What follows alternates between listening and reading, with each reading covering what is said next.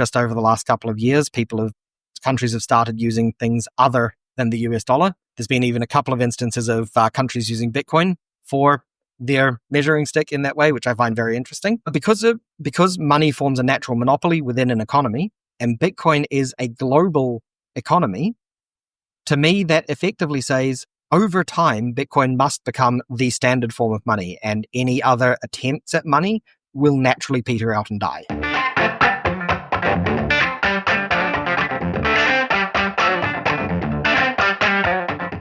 Welcome to a new episode of Enriches of Creation. I'm your host, Cristian Mastrodonato. In this captivating episode, we're joined by Benjamin De Waal, an eclectic thinker and expert in Bitcoin who shares his unique journey from software development to exploring the complexities of money and value. Ben's diverse background includes interests in political systems, linguistics, and even private investigation, which he believes enriches his understanding of the world. And it definitely allowed for a broad and deep conversation, which led to the longest episode of Enriches of Creation as of today. We embark on an enlightening discussion about Bitcoin, examining its properties as a form of money and what makes it superior to traditional fiat currencies and precious metals like gold. Ben breaks down the essential characteristics of effective money while emphasizing Bitcoin's decentralized nature. The conversation delves into the philosophical underpinnings of value, exploring how societal narratives shape our understanding of worth. Ben argues that Bitcoin not only facilitates a more equitable exchange of value, but also fosters a society with less hierarchy and greater autonomy. He presents examples of Bitcoin-driven communities across the globe that are embracing this new form of money to create alternative economic systems. He also addresses the broader implication of Bitcoin for society, advocating for a decentralized approach that empowers individuals and communities. Please don't forget to follow Enriches of Creation and leave us a rating and a review. And don't hesitate to share this episode on social media and with friends and colleagues who might be interested. This podcast counts on you to grow and help other people to understand and embrace complexity, to innovate and create. And now, let's go.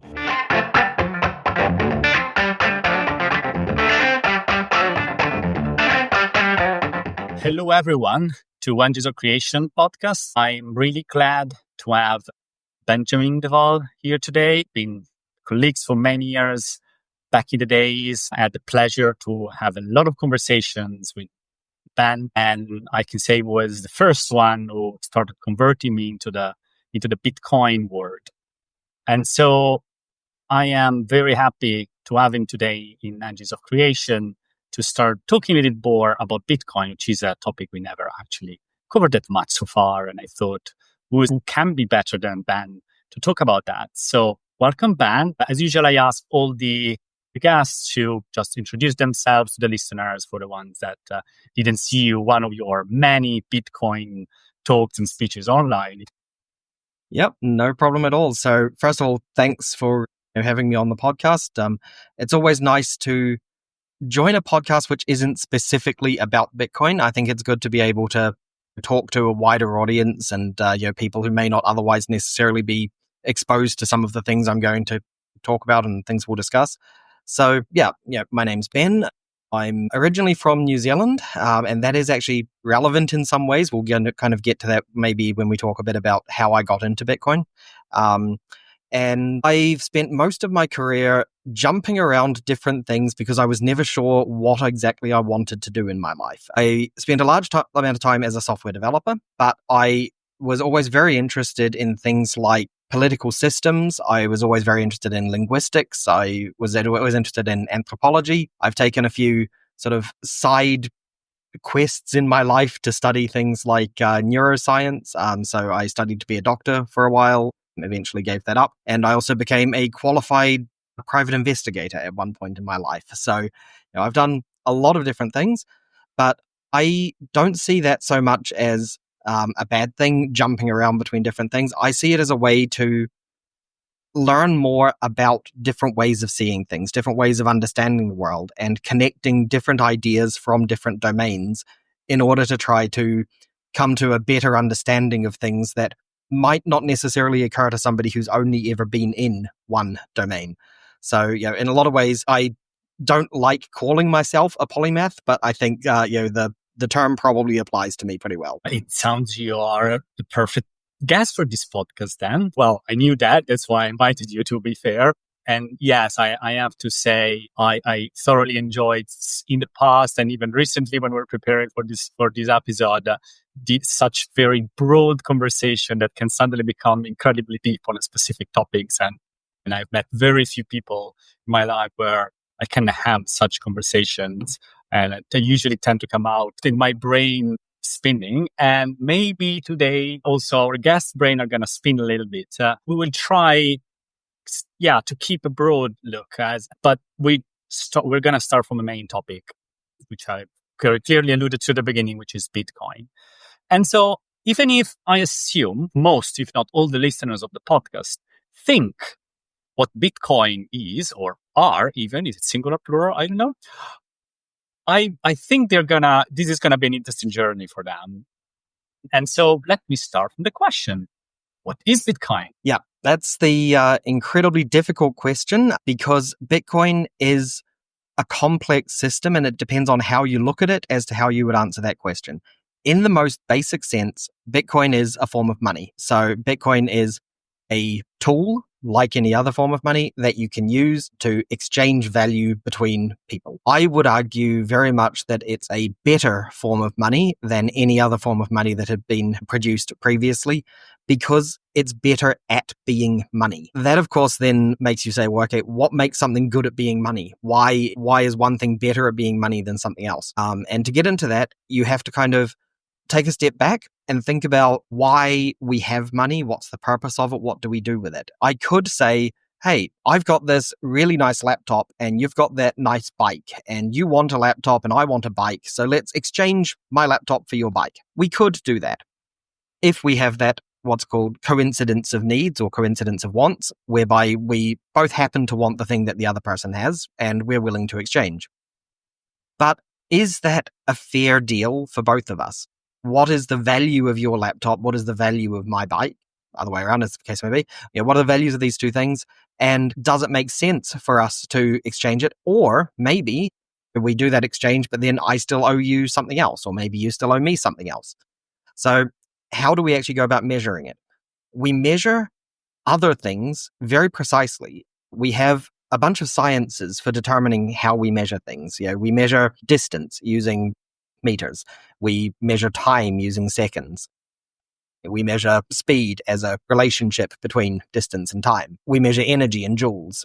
But how do we measure value? That's essentially what money's purpose is. It's a measuring stick for value.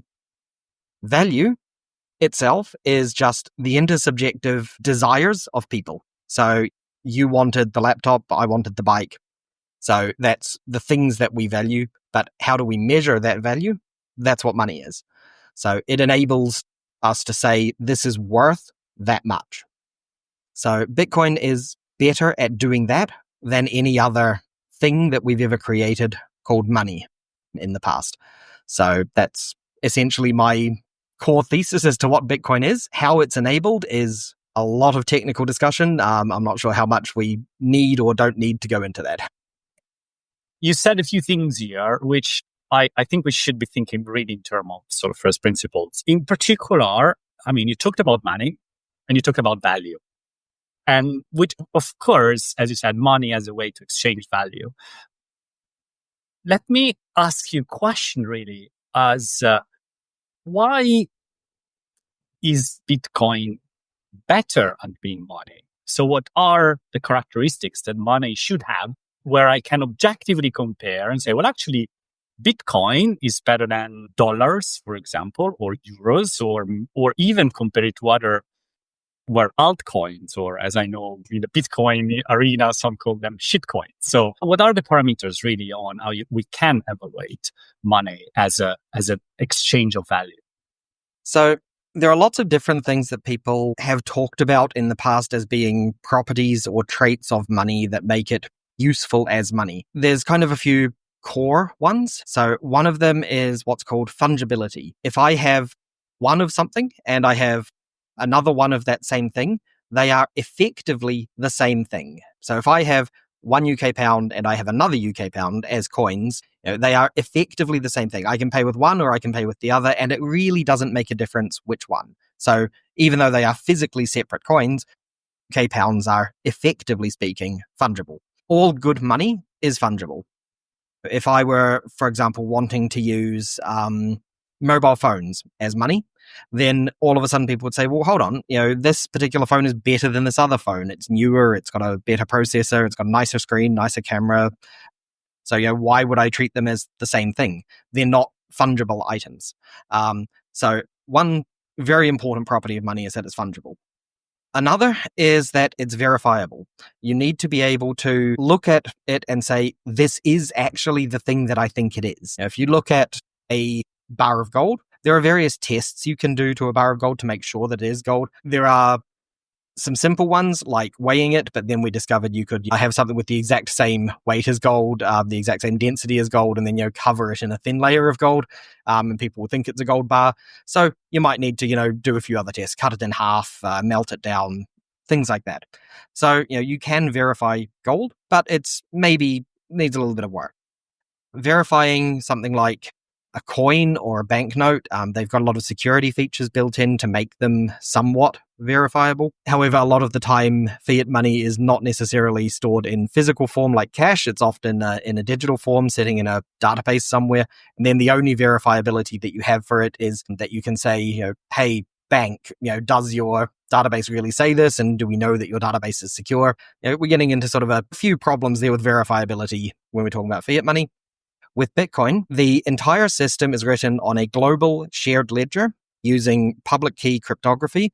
So as long as you trust that the mathematics of standard public key encryption works, public key cryptography works, then you can prove that the Bitcoin that you have is something you really have. And you can take a look at somebody else who's willing to pay you and say, yes, they definitely can prove that they have real Bitcoin that they're going to send me. It's not fake. There's no known way to break that without breaking modern public key encryption or public key cryptography techniques, which we're reasonably mathematically secure in saying isn't going to happen. There are some questions around things like quantum computing, but there's also a lot of quantum proof ideas about how to avoid those issues with quantum computing. So overall, Bitcoin is extremely verifiable and incredibly hard, if not impossible, to fake. Of course, like anything, you can have the idea of paper Bitcoin, whereby you're logged into some website and it says you've got this much Bitcoin, you've got 50,000 satoshis. It's a certain value of Bitcoin, but that's just the website telling you that. That's why in the Bitcoin world we often say not your keys, not your coins. If you don't hold the keys to your Bitcoin, you can't verify it. And, it's just as good as an IOU, which is only as good as who's promising you the IOU. So fungibility and verifiability are two really important traits of money. Some others, I'll go through them a little bit quicker perhaps, are portability, the ability to transfer money from one place to another. If I want to send you £100, I can do it through the banking system. It's relatively easy to do. If I wanted to send you a gold bar, that could be a bit more difficult. It's sort of this heavy physical object and I need to physically transport it. Maybe there's some security needed or whatever. Bitcoin being a digital system is extremely portable. You can transfer it from one person to another nearly instantly at incredibly low costs. It's just this very simple system. Durability. So you don't want money that decays. Being purely digital, Bitcoin doesn't decay. If you use, let's say, seashells as a form of money, then eventually the seashells are going to break, eventually going to be turned into dust, and they're just no good anymore. Paper notes are similar with fiat. Paper degrades relatively quickly. Plastic notes are a bit better. Coins are a bit better than that, but none of them come near the durability of a digital system. Divisibility is another important thing for money. I can take a gold bar and I can shave a little bit off it and potentially pay you with that. With fiat money, you've got divisibility like £1 is broken down into 100 pence, or $1 is broken down into 100 cents. So you've got this divisibility concept. Bitcoin is extremely divisible. It goes down to what's called 1 Satoshi. That's an incredibly small amount of value. Right now, the value of 1 Satoshi is around a tenth of a pence, a little bit under a tenth of a pence. So Bitcoin is extremely divisible. You can divide it into small amounts for small transactions or large amounts for large transactions. And last, but definitely not least, as an important trait of money is scarcity. So if money isn't scarce, then you end up with inflation or even hyperinflation. It's happened in a few countries around the world where they just keep on printing more and more of the money. And of course, the value of the money goes down because there's now more of it in the system. Now, if you have, let's say, £1 million for the entire of the UK, then a pound has 1/1 millionth of the value of everything in the UK. That's just kind of definitional there. But if you go and print another £1 million, now £1 has 1/2 millionth of the value of everything in the UK. So creating more money makes money less scarce, which makes the money worth less. So that's basics of inflation. Bitcoin has a fixed supply. So there's a very defined formula for how Bitcoin is generated and emitted into the global ecosystem, the global economy. And that comes out to just under 21 million Bitcoin, or also put another way, 2.1 quadrillion Satoshis. So that's the scarcity of Bitcoin. We know exactly how many there are. There cannot be any more. So those are kind of the traits of money and why Bitcoin is better than other forms of money in those traits. Thanks a lot. That makes sense. Especially, it's very interesting to look at the objective properties of money, which it's something that we don't often think about because we grow up and I don't know, and everyone can remember their parents or grandparents giving them the little coins and the little banknotes. I mean, there's the listener I know, and my accent, I'm Italian, so you remember liras and the 100 liras coin. Speaking about inflation, 100 lira was a very small amount of money, but we still have somewhere old banknotes of 1 lira of my grandmother, which at the time 1 lira was a lot of money, but it was probably 68, 70 years before. And it's a nice example of how inflation plays up. But also that moves into another interesting topic for me, which is value. All these are objective properties. And value is, it's much trickier because as you said earlier, it's intersubjective. So I've listened to one of your, I don't remember if it was an interview or a speech, but basically you were saying that there is no such a thing as intrinsic value of money because it is intersubjective. And I completely agree with that. I wouldn't even want to start a conversation around an objective property of value of anything because it is a shared narrative. All agree that note has value. We all agree that a Satoshi or a Bitcoin has a value, but it is a shared agreement and nothing more. It is a narrative. It is a story we told ourselves. We can go down a lot of other, and possibly we're going to go down a little bit later into more sociology and anthropology, and how good we are to create these narratives. And we can also decide to change these narratives. And sometimes we take them for granted again.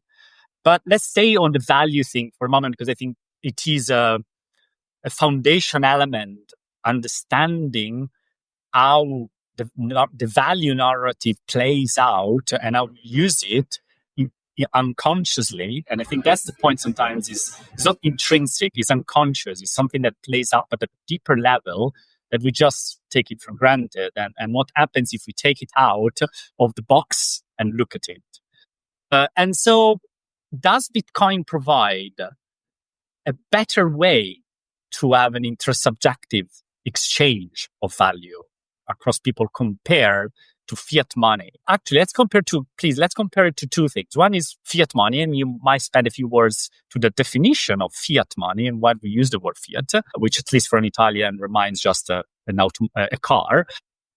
And the other one is gold, because we have for centuries we had the gold standard as a kind, and I hear a lot of people kind of thinking of Bitcoin as sort of replacement of gold. So yeah, can you tell us a bit more about value and how does it compare against these sort of two more, how can I say, known ways to store and exchange value? Yeah, absolutely. So there's a lot of different paths we can kind of approach that from. I guess the first place to start is actually the simple question, why do we call it fiat money?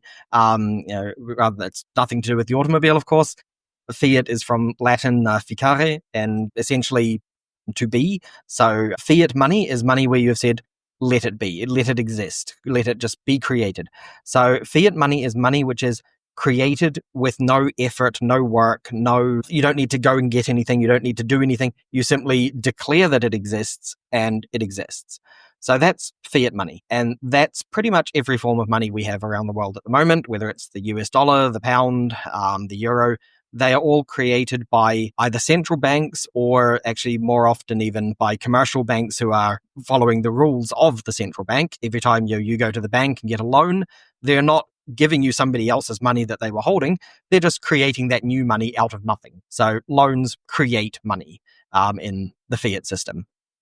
That obviously causes some problems with inflation. And so there's a bunch of tricks that central banks play to try and adjust the inflation rate to whatever they consider desirable or whatever. Often that's problematic in itself because, there's no proven reason that we should have any particular inflation target.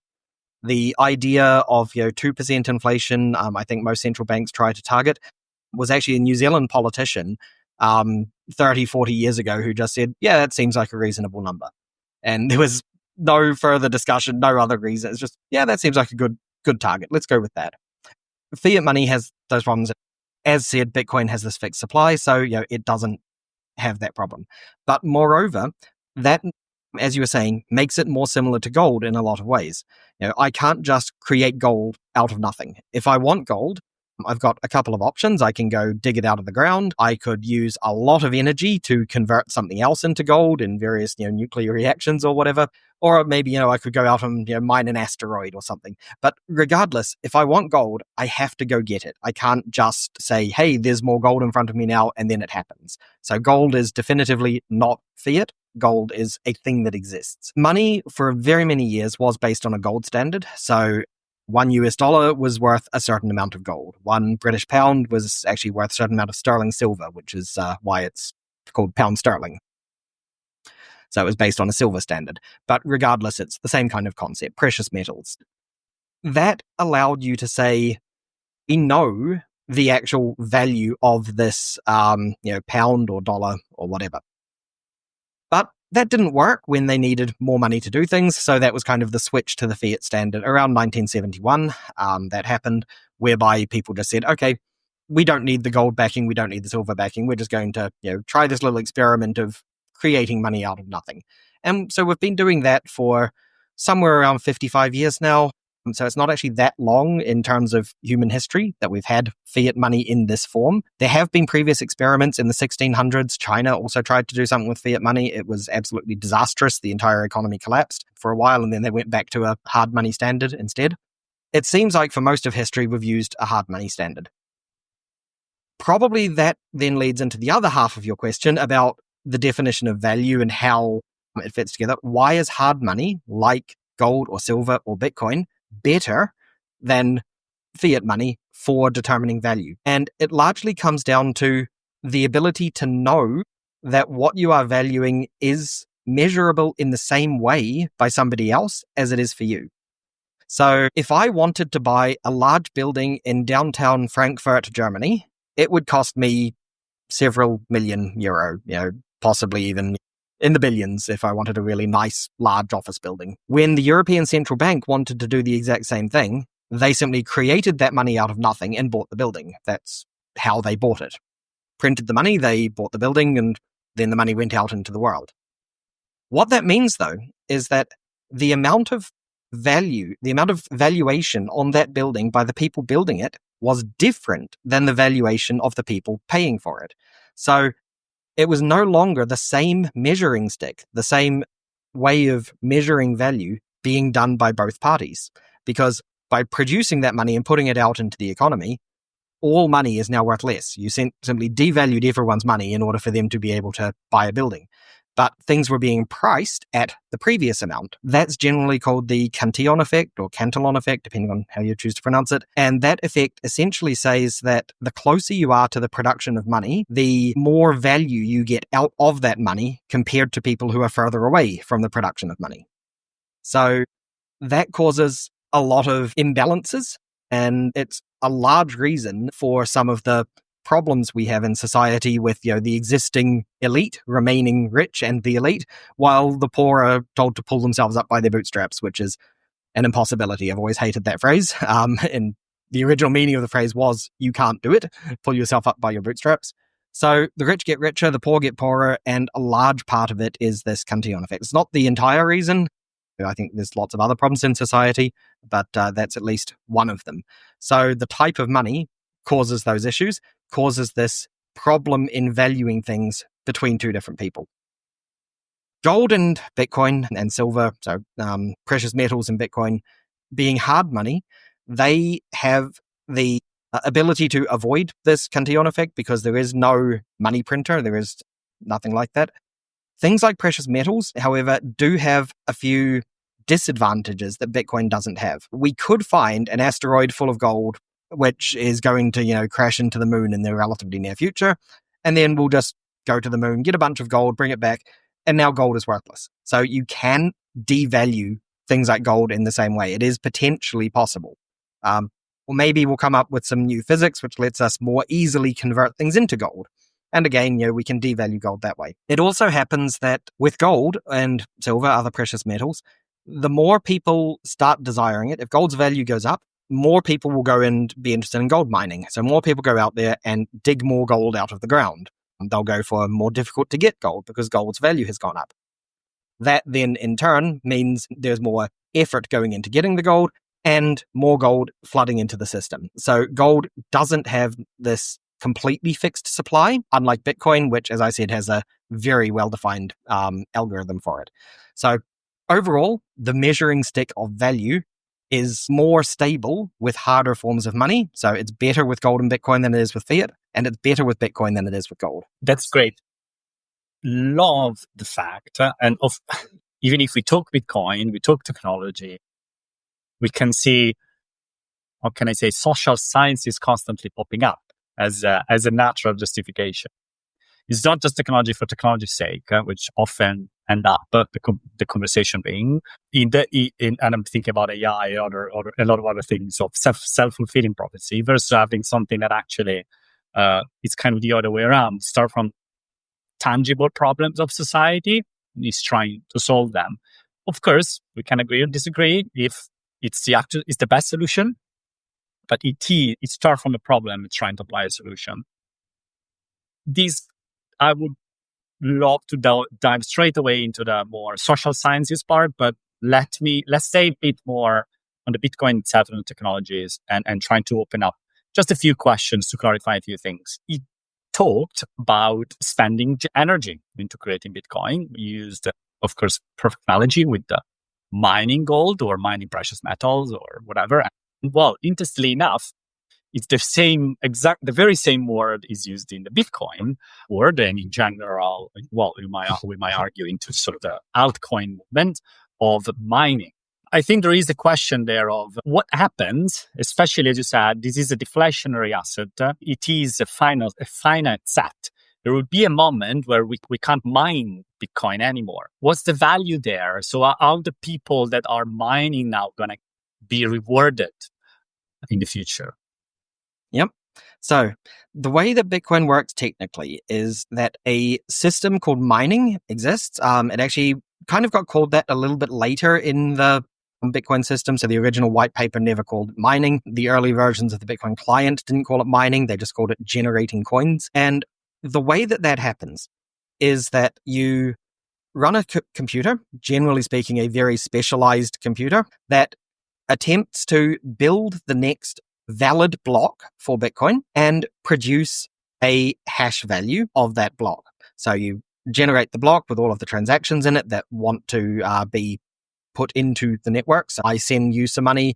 That is a transaction that's going to appear in a block at some point. And the miner is trying to put together this block and then generate a hash value of it which is under a certain value. Now, for anyone who knows anything about hashing, you don't know what the hash of something is until you do it. You have to generate the hash and then you look at it and you say, what is that hash? So if the hash is under a certain value, it becomes a valid block. That value changes depending on how many blocks have been found over the last 2,100 blocks. 2016 blocks. What that means in principle is that the average time for finding a block stays roughly the same. So if we have a certain amount of hash power around the world right now trying to find Bitcoin blocks, it will take around 10 minutes to find a block on average. So sometimes much less, sometimes much more. It averages out to around 10 minutes. If the amount of hash power were to double, all of a sudden a whole bunch of people turn on these specialized mining computers and are generating new blocks, then the difficulty will adjust to be essentially twice as difficult. So it's a little bit more complex than that, but the number that you're looking for with that hash will be much, much smaller. So it's much, much harder to find a block.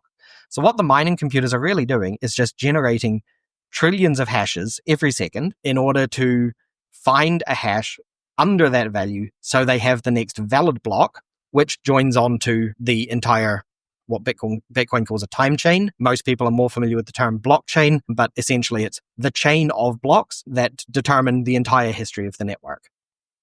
What's really interesting and what makes it somewhat unique is how that chain works. So each block references the hash of the previous block.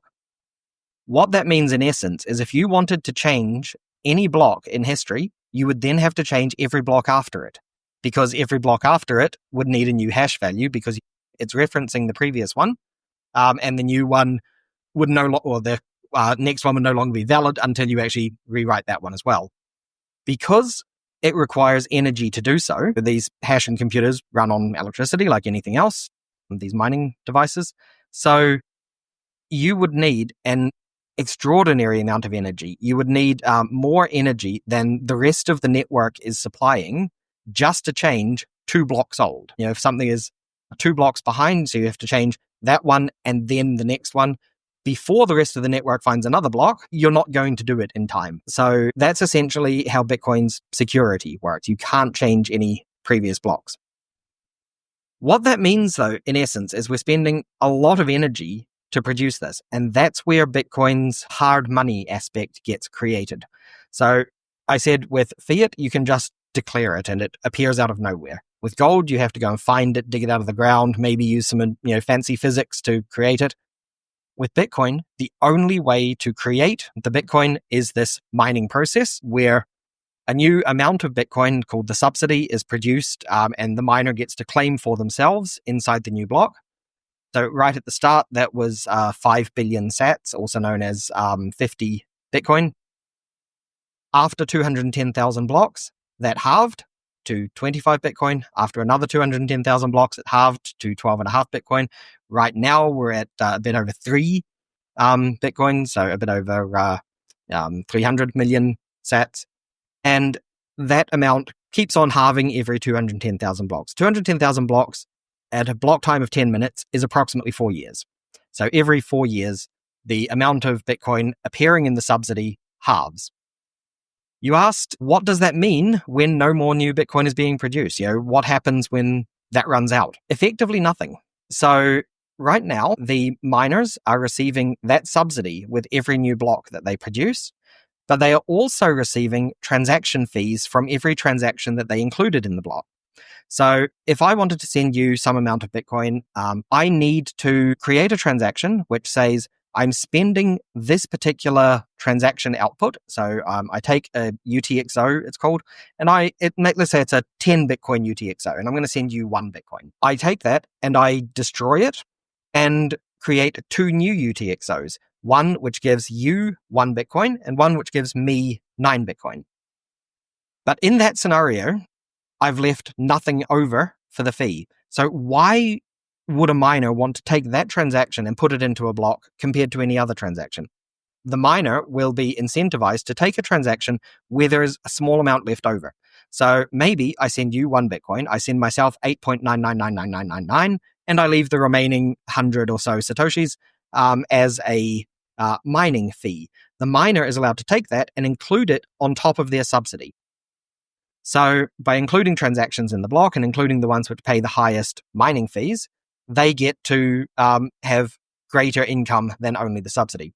As the subsidy decreases, the share that is transaction fees becomes more and more important to them, until at some point the subsidy itself is effectively meaningless to the miner. And that will happen way before the subsidy is zero. At some point, the subsidy is going to be a couple of hundred Satoshis, while the transaction fees going through it is in the millions of Satoshis. So the subsidy is effectively meaningless at that point. Even before it hits zero, the miners live on transaction fees. That's effectively the way that mining can continue forever, even without the production of new coins. Speaking of transactions, though, it's usually considered one of the weak points of Bitcoin, in the sense that you cannot really squeeze so many transactions, or let me maybe rephrase it, transaction can be slow. And especially if you compare it to the standard banking system, and I go and I want to pay with my contactless card or whatever, you cannot necessarily make the transaction happen in seconds. But I know there is innovation going on that. For example, I know actually I've been involved with the Lightning network and things like that. So, I mean, is Lightning network the only way? Are there other ways that we are looking for improving transactions in Bitcoins? So definitely, yes. There are actually several different ways that are being proposed. Lightning is by far the most popular and, in my opinion, probably still one of the best. But I think in the long term, there will be multiple ways, and they'll probably be relatively interoperable and work together. So the biggest misunderstanding, I think, when people talk about Bitcoin being slow or having a limited number of transactions is an unfortunate double up in meaning. When we talk about transactions in Bitcoin, we're talking about the technical concept of a transaction, which is one entry being written into a block where 0 or more UTXOs are spent and 0 or more new UTXOs are created. So I destroy some UTXOs and I create some more UTXOs. Those, and that's unspent transaction output, just to reiterate that. These transaction outputs do not necessarily just represent a simple transaction. So in the example I gave before of me spending, my 10 Bitcoin UTXO, you get 1, I get a tiny bit under 9. That would be a simple human transaction, and it would also be one transaction on the Bitcoin network. But you don't have to do it that way. I could create a single transaction on the Bitcoin network where I spend some to you, some to the local shop, some to a friend of mine, some goes into my savings. So I'm doing maybe 5 or 6 human transactions for one Bitcoin transaction. So you can batch transactions together in that way. So only one new transaction is appearing on the network, but it's paying out to multiple people. So from the human perspective of what a transaction is, multiple are happening. Things like Lightning take that a step further. So Lightning is a type of multi-signature arrangement between two people and effectively allows you to do an almost unlimited number of transactions, human transactions, for a grand total of 2 Bitcoin transactions. The first one is what we call opening the channel. So you and I agree that we're going to open a Lightning channel together. And what we do is one or both of us put some money into the channel by spending to a particular address. That address requires both of our cryptographic signatures to spend from it. So until we both agree, neither of us can get the money out. So we've put the money in there, and now we have this transaction that looks like it could be spent if we both agree, and some of the money will go to you, and some of the money will go to me. But what we can do is agree to update those values between us. So instead of now 5 Bitcoin goes to you and 5 Bitcoin goes to me, we're going to update the channel state so that 6 Bitcoin goes to you and 4 Bitcoin goes to me. Effectively, all we did was, without writing anything to the Bitcoin network, without submitting this transaction, without broadcasting it, I've paid you 1 Bitcoin in a cryptographically secure way without having touched the network at all. You can prove that the older channel state is older. So you can always, if I were to try and broadcast the old state, you can say, no, I don't want to. And by doing that, we can update this state as many times as we like, effectively doing transactions between us without needing to write anything to the Bitcoin network.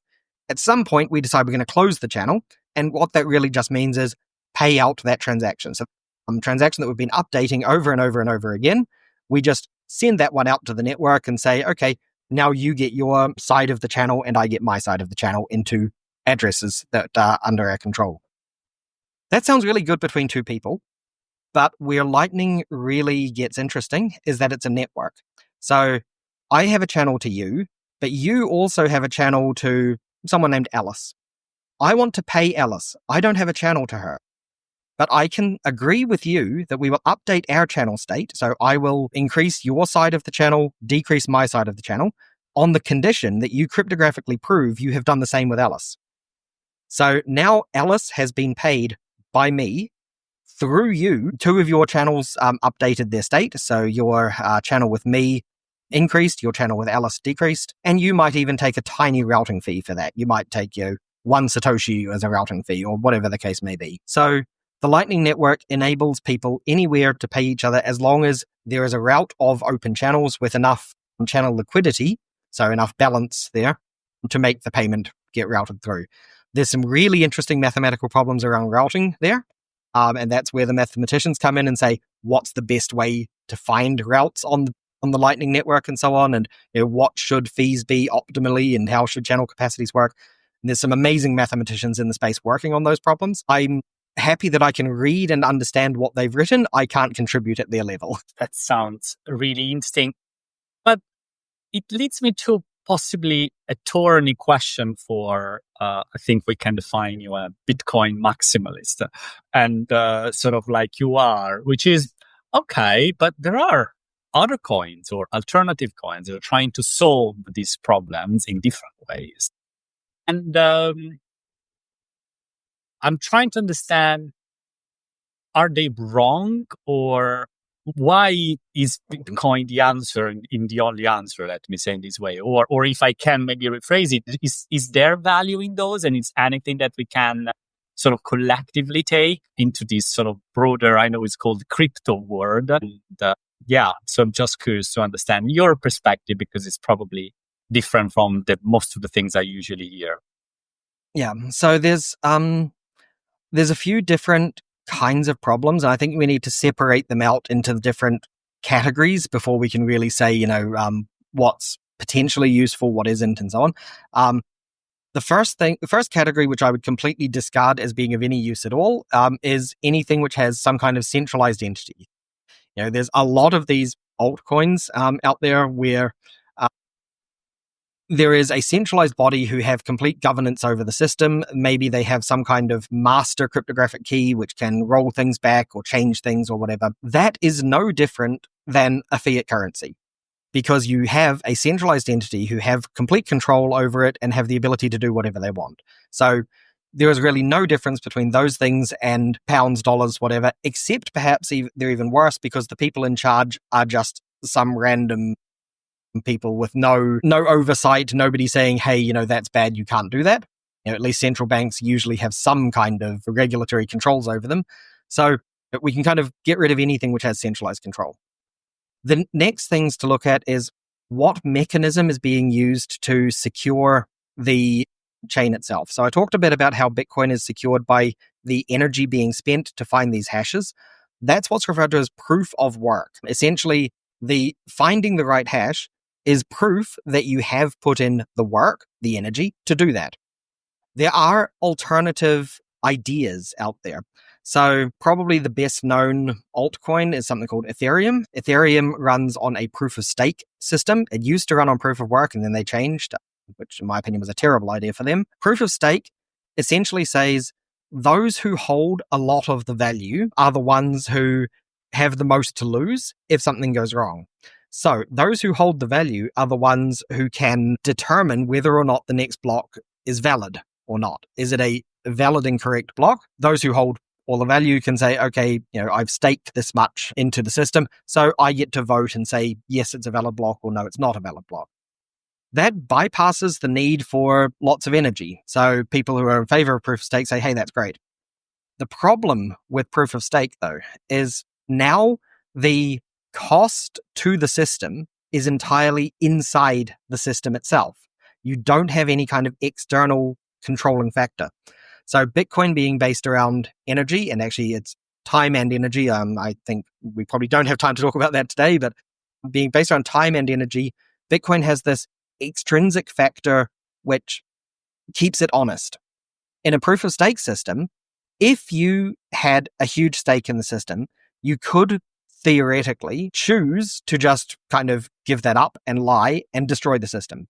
So in a proof of stake system, it requires that there is nobody who is willing to destroy the system, cost be damned. So that is a weakness. So far, no major proof of stake chain has been affected by that, but it is a risk. And I think it's an unacceptable risk once we get to the point of large governments saying, I don't like losing control over money.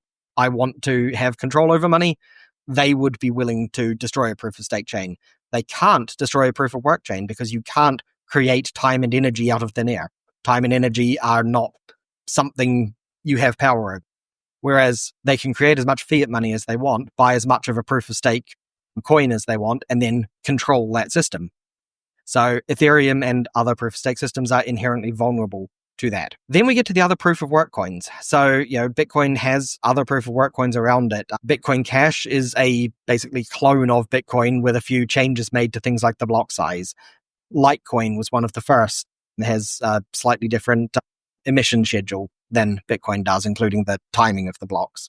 So you can have something very similar to Bitcoin, which isn't Bitcoin. Then you have to ask, well, okay, if it's very, very similar, then why is Bitcoin better? And there's actually a kind of a simple, and it sounds trite answer at first, but the more you think about it, the more it makes sense. Bitcoin was the first. And the reason that makes it better is that proof of work relies on all of the work that has gone into the system thus far, not just the work that is going into it now. So the strength of the chain is the amount of work that has gone into it. Anything created after Bitcoin definitionally has less work put into it so far. Theoretically, if something new came along, which had the same type of actions as Bitcoin, same type of properties, and you could put in more work than the entire Bitcoin network has put in over the last, then sure, that thing would be better than Bitcoin. But that's such an unrealistic, unimaginable thing because the amount of energy that's gone into it, the amount of work that's gone into it is mind-boggling. So it's such an unrealistic thing. It's better to simply say it doesn't make sense that another proof of work coin could become stronger than Bitcoin in terms of the amount of work that's gone into it. That then leads on to the last point, which is why not have multiple coins all running beside each other? Why not have some proof of stake coins and some proof of work coins, and also Bitcoin is there? And in essence, I don't see any problems with that in the short term. This gets into more of a sociology thing than a technical thing, but money overall trends towards becoming a natural monopoly within an economy. So if you have a place where there is two forms of money being used, that only lasts a certain amount of time before one form of money essentially gets driven out in favor of the one which is better for everyone else. Inside artificially limited economies like national borders and things like that, you can effectively contain the currencies. So, the UK can use the pound while next door France uses the euro. The US can use the US dollar while next door Canada uses the Canadian dollar, because there's this border. So the economy itself has been somewhat segregated. But even then, you get a lot of creeping through. So you see the US dollar up until very, very recently was the only significant international currency. If somebody in Europe wanted to buy oil from the Middle East, they would do it in US dollars because US dollars was essentially the international currency. It was the reserve currency of the world, the way that you measure value when you don't necessarily agree on what value you're going to be using. That is actually starting to disappear just over the last couple of years. Countries have started using things other than the US dollar. There's been even a couple of instances of countries using Bitcoin for their measuring stick in that way, which I find very interesting. But because money forms a natural monopoly within an economy, and Bitcoin is a global economy, to me that effectively says over time, Bitcoin must become the standard form of money, and any other attempts at money will naturally peter out and die. I don't think it's through any fault of them being worse. From a technical standpoint, I'm happy to go on record and say Litecoin is equally as good as Bitcoin on its technical merits, because They are effectively the exact same thing, just with a couple of minor tweaks that probably really don't matter in terms of how it behaves and what the functionality is. But Bitcoin was there first. Bitcoin has so much more work put into it than Litecoin. And I don't see a world where both Litecoin and Bitcoin can survive beside each other over a long enough period of time. When I say long enough period of time, I also mean way longer than either of our lifetimes. I will not live to see a hyper-Bitcoinized world where the entire world is using Bitcoin only. I don't think that's going to happen for well over a century, but I do think it is actually going to happen. Very interesting and very much connected again to a more social view of the way we interact. And I mean, society is, I would say, that probably the best definition we have of a complex system. And so let's move out of, let's call them the technicalities at least of Bitcoin. And I think you gave us a great overview. And of course, there might be many other questions and see also with some of the listeners of other things that we might want to come back in the future. But the question I have for you, because you alluded it a lot of time, basically from the beginning, is what kind of society can Bitcoin enable for you? Yeah. So Bitcoin, I think, gives us paths to a fairer form of society. I don't necessarily think any particular form of society is prescribed by Bitcoin, but I think several are enabled. And there are some which I would definitely prefer over others. So I said right at the start of this, I'm originally from New Zealand. I grew up in southern New Zealand, quite far away from the capital city. New Zealand, for anyone who isn't aware, is actually quite a big country. It's around 2,200 kilometers long. The seat of government is in the North Island. The largest city is in the North Island. The largest city in the South Island is about halfway up. I grew up in the southernmost city in New Zealand. We're so far away from the seat of power, so far away from the organizational rules, that I always had a feeling that you can just go out and do things. Very unlike a lot of people who grow up in a more authoritarian kind of place where they're closer to the seat of power. They feel like you have to get permission to do things. There are rules. There are, why do you do this? Because the rules say that's the way it is, and that's what you have to do. You have to follow these rules, and these are the people who tell you the rules. Whereas the society I grew up in was a lot more open.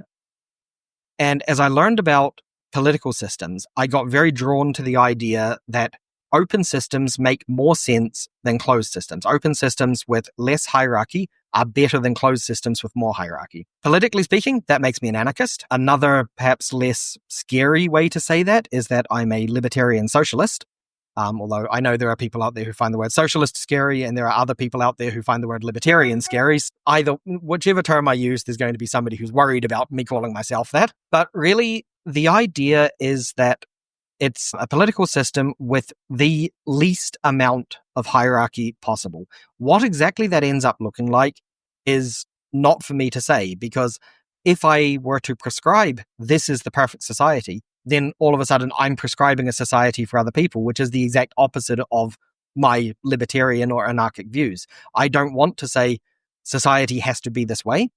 I want to say nobody should have the right to say society has to be this way. And it's something that we can figure out on our own. So there are a lot of different approaches for this, a lot of different kind of bottom-up approaches to society. People getting together in some form or other and collectively saying, we want to govern ourselves. It could be a town who get together and say, we're making our own rules for ourselves and ignoring stuff coming from outside. It could be, on a larger level, you've got approaches like in the autonomous region of northeastern Syria, better known as Rojava. You've got councils where a representative will go to a larger meeting, and that representative will represent the views that were already discussed at the more local level. So it's a very bottom-up democratic approach, but not your traditional democracy, not the democracies of the West, where we all say, okay, I'm voting for this person, and then this person has power. Instead of that, it's more voting for how do we want to behave, and even at the local level, we're doing it this way. You over there, are you doing it a similar way or are you doing it a different way? And now how can we cooperate with each other with the different ways that we want to do things?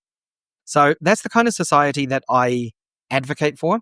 And it is one of the types of society I think Bitcoin enables a lot more effectively than other types of society. So it enables it by being this, to kind of just throw out some buzzwords, it's money by the people for the people.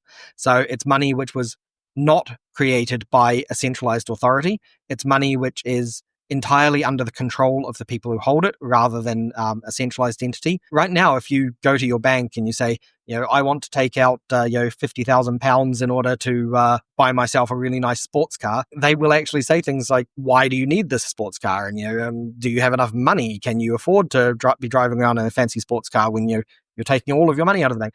So the bank can even block access to your own money. And they do these things relatively regularly. They block people access to their own money. Bitcoin, being a bearer asset in terms of the keys that you hold, allows you to access and control the Bitcoin, doesn't do that. So we're removing hierarchy with Bitcoin. And I think that is one of the major things which has been missing from anarchic attempts in the past. So if you look at Spain, Spain had a period of anarchy, especially around sort of Catalonia, Barcelona area, northeast, shortly before the fascists came in and caused a lot of problems in Spain for many, many years. But there was this period of anarchy there. And one of the big problems, one of the things that didn't work in Spain's anarchy was money. So having a truly anarchic or libertarian socialist form of money like Bitcoin, I think, is the missing piece of the puzzle that will enable those kinds of societies to actually form and become not only stable, but prosperous. Okay, a lot to unfold here. And it might become another podcast episode in the future. There are a few directions we could look and we could look at. One might be more specific about libertarian socialists, but in that case, I would recommend the listeners to go and listen to your interview with Peter McCormack, which was very interesting because you gave him and also his producer a very hard time to understand what it is. So I suggest everyone to look at that. But I would like to dive down more onto experimentation side. That's what I'm curious. So is there any interesting experiment of what you're talking about right now? Or nice examples of not necessarily fully fledged anarchism, but at least, blending this new form of money with new form of sort of socialisms and more sort of freedom-based approaches to politics? So I think it's difficult because most attempts have to be within or existing inside or around other types of systems, which make them less ideal than they otherwise could be.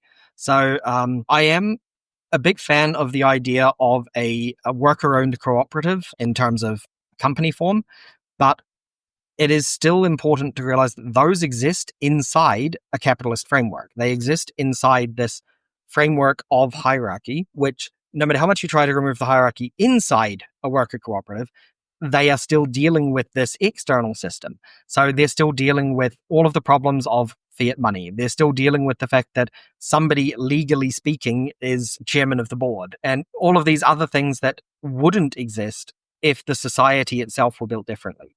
So things like that I think are great, but they are still only small stepping stones. There are larger experiments, but often, unfortunately, in worse places. I gave the example of the autonomous region in northeastern Syria. That is, in my opinion, a far, far better society than you will find immediately around it in pretty much all directions. But unfortunately, look at that corner of the world right now. Look at what's been happening in Syria. It's not the place you want to live. And that's really, that came out of that bad situation. Things were terrible, and some people said, we don't like this being terrible. We want to have a different way of being. There's a lot of complexity. There's a lot of history. Also not my place to speak on other people's thoughts and opinions and ideas so much, but they clearly wanted to have a much freer society, a much more egalitarian society, and they chose a libertarian socialist model for their region to do it. Most of the world doesn't recognize them as an autonomous region or a country of any kind. Most people just say it's part of Syria and is under whoever is currently controlling Syria at any given time, which seems to change regularly, sadly. But recognition by others doesn't stop them choosing to behave autonomously. And that's essentially what they're doing. So I think they're a relatively good example despite the problems that occur from just simply being in Syria. There are much smaller scale things happening all over the world though. And I think that's one of the more interesting things, is that libertarian socialist ideas don't have to be on such a grand scale. You don't have to say, okay, we're making the entire country like this.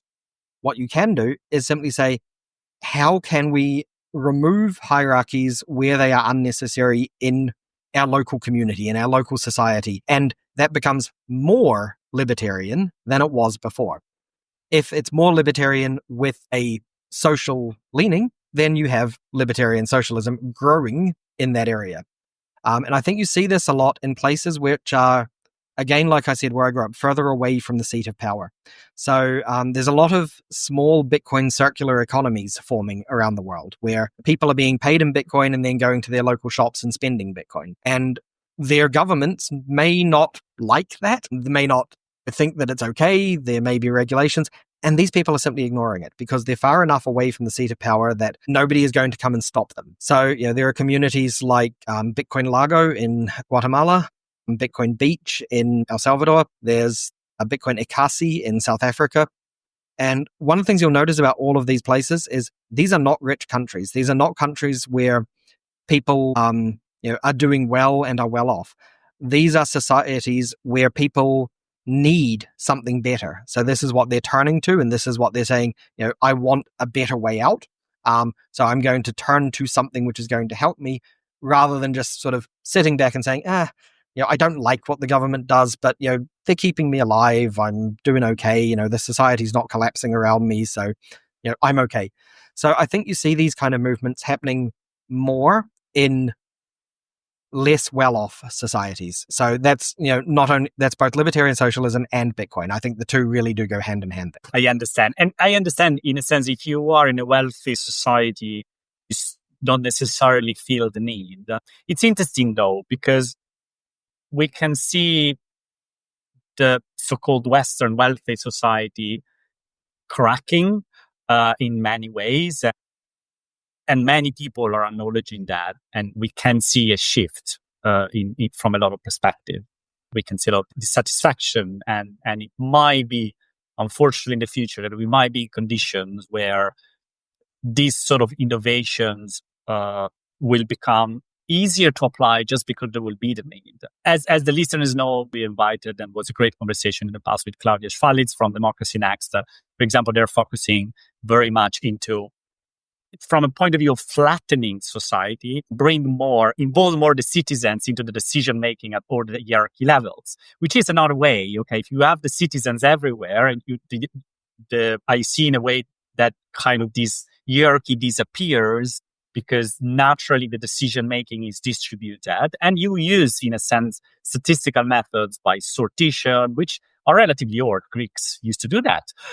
And decision making in ancient Greek cities was based on sortition, this sort of thing. There are methods to look at that where I would call it they're more of a socialist in a sense, from the point of view of at least bringing or trying to enlarge. And I'm also curious, and I follow a lot, kind of the other side of the schema, all the work that Dominic Cumming is already doing around the startup party, which I think connects in some of the more, let's call it, right-wing libertarian Bitcoin arena, which is probably, I would say, I don't want to say the majority, but it definitely is the loudest, probably part of Bitcoin.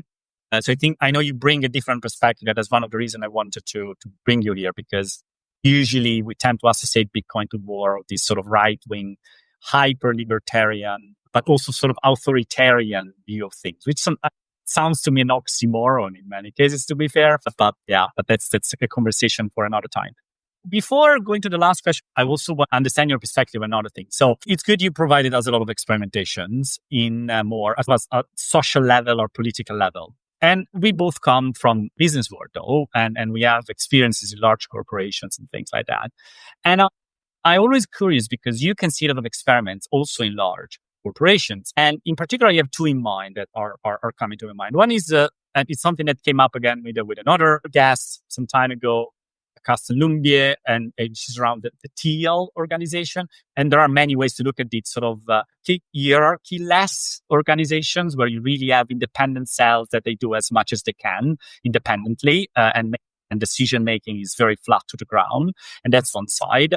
But there is the whole world of cooperatives, which is another interesting word. I'm thinking, for example, of Mondragon, which they basically are a sort of a huge corporation in a sense, but it's owned by the employees. It's not owned by anyone else. So I kind of wonder, can these more, and I know there is a broader conversation here around private versus personal property, but can this business help in this experimentation? Can create this sort of isolated enclaves in the sense that at that point you can build a box that has a specific decision-making structure and experiment in that, even if it's not necessarily political, there is a socio-economic element there. So I'm curious of what's your thinking about these different kind of organizations that are trying to experiment, I feel, in a very similar grounds as the one you're talking about.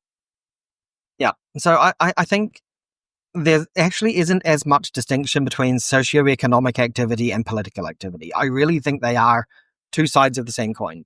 So, yeah, I think companies like Mondragon are really, really good attempts at fitting a better system inside a worse system.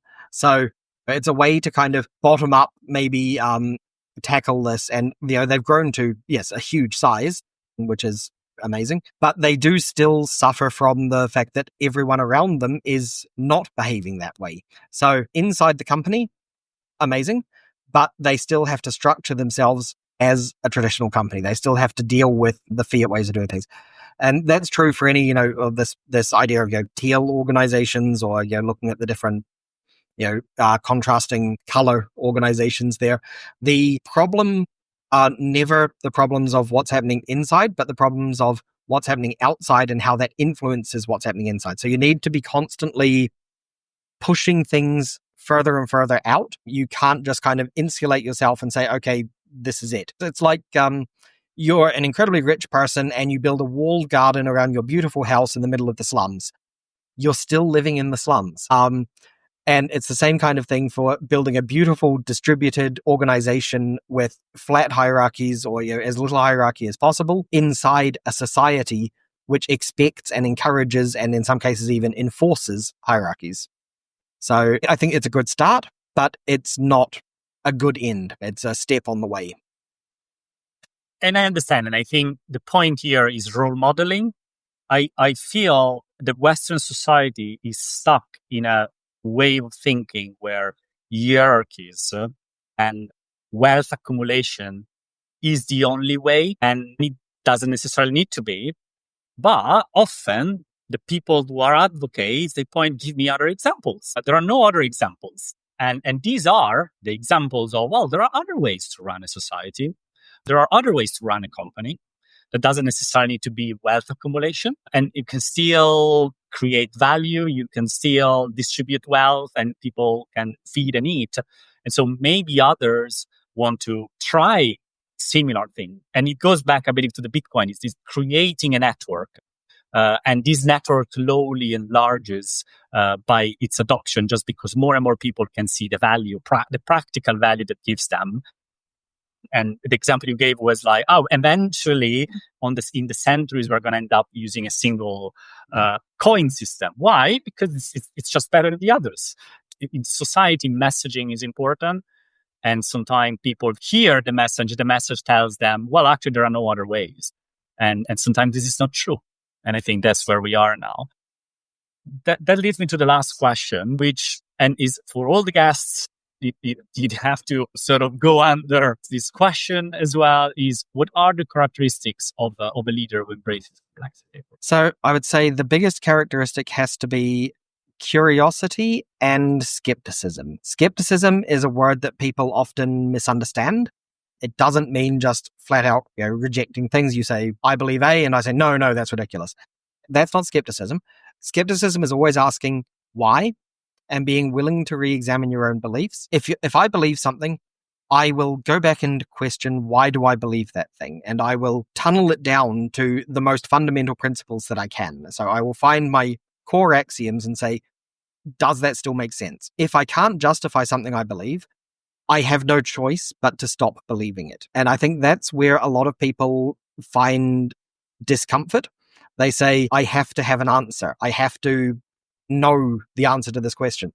Whereas I think a good leader, a good person in general, is somebody who is willing to say, I don't know when they don't know, or here's my current position, but I'm willing to change my mind based on new evidence. My strength of conviction on anything is entirely apportioned to the evidence that I have for that position. And I think that's the most honest way to be. And I think that's probably the most useful way to build a better world. I love it. And the skepticism, it to me is the foundation of science. And I tend to spend a lot of time discussing with people about the difference between science and scientism, because a lot of people now think science has the answer. And I constantly come back to, no, science has no answer, because science always tells you, as far as I know so far, next week I might have a completely different ideas with better information. But people want answer, and they get confused when actually, for example, science changes their mind, or sometimes it's the other way around. We are still stuck on, I don't know, science definition back of the 60s. Well, if you actually look the literature, and there are a lot of examples in medicine and health, actually we have moved years and years beyond, but people still think what was valid in the 60s because I cannot change. That's what science said. Well, that's what science said 40 years ago. Now it's different. Maybe have a look. Exactly. So this is really like being skeptic and look at what is the evidence right now, knowing that the evidence will change. And of course, you can't do that without curiosity. That's the other side of the coin. I love that. So thanks a lot, Ben. A lot of discuss. There might be more to dive down. I know, you've written book on completely different topics, so for example, neuroscience and psychedelics. So there might be other conversations coming in the future. But this was just fantastic, and we covered a lot of ground as expected and as promised at the beginning. So thank you very much, Ben. Yep, it's been a pleasure.